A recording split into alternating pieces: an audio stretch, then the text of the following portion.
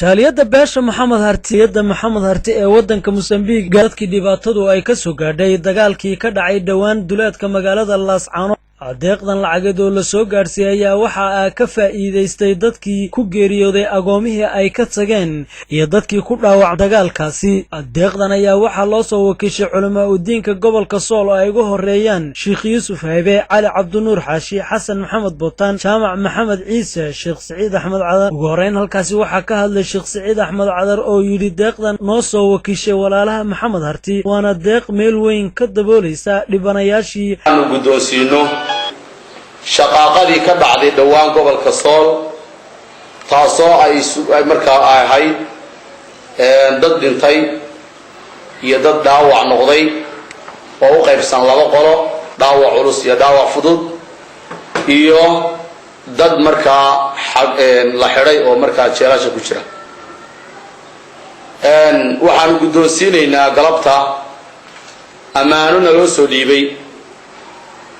oo ay soo dhiibeen walaalaha beesha Maxamed Harti jaaliyadooda wadanka Mozambique. lacagta iyo taakulada oo dhaqaale ahaan iyo dadka dhibaataysan ay u garteen waxay u gacan geliyeen oo u dhiibeen walaalaha u dhashay gobolka Sool. ayaa waxa aysan ahayn midda laga qaybiyay gudaha magaalada Laascaanood, laakiin waxaa jirta deeq ay jaaliyada Maxamed Harti ee wadanka Mozambique gaarsiiyeen caasimada gobolka Buuhoodle. deeq caynkan oo kale oo dhamay $8,400 oo la gaarsiiyay dhibanayaashii dagaaladu ku waxyeelo. laban xaristo afar Salabaan Axmed Guuxdhow lambar 5 عبد أحمد علمي ورفاه قدومي العكاس سقال مرحوم وأنا قلت لك قبل متكي وصدح $100 وحنا قدوسين إن ذلك هلو دي هاي يدو أن قاعدين نسيدا نروجوسا وكشيء نروجوسا قد بينا إن سيدا وقد بيان نحن كبار يلا سواك عيامك عيسى وحنا قدوسين وصدح $100. عبد يوسف أحمد آدم عبدي ورسمة علي عوالة عرالة عبدي ورسمة علي عرالة الله نحرسته الله يرحمه عوق دومي له عبدي بشير علي عيسى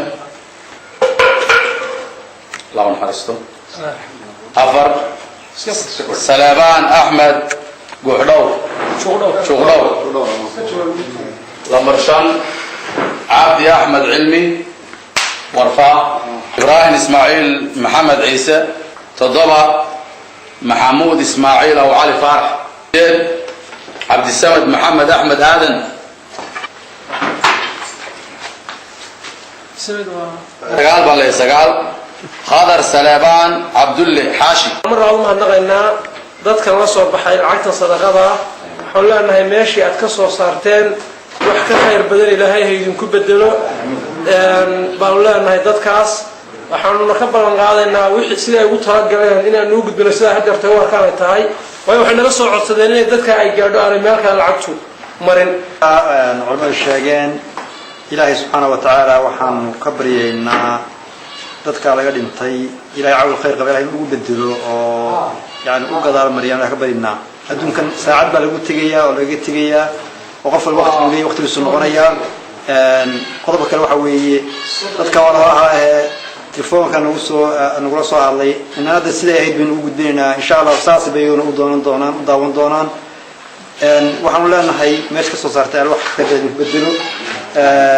أنا أقول عمال السيد نوصل بسبب وجودنا إن شاء الله وجزاكم الله خير بارك الله فيكم وصلى الله على نبينا محمد وصحبه وسلم جزاكم الله خير السلام عليكم. dadkii lacagta soo ururiyay ehelka ahaa dadka dhintay dadka dhaawacay dadka maxaabiista u soo diray marka hore waxaan loo mahad celinaa إلهينا وحنا وبرينا ماشي كوسر وحسن لا يريد بدل. ذكرين أولول S24 TV حرمت مقالة Laascaanood قبل كسول.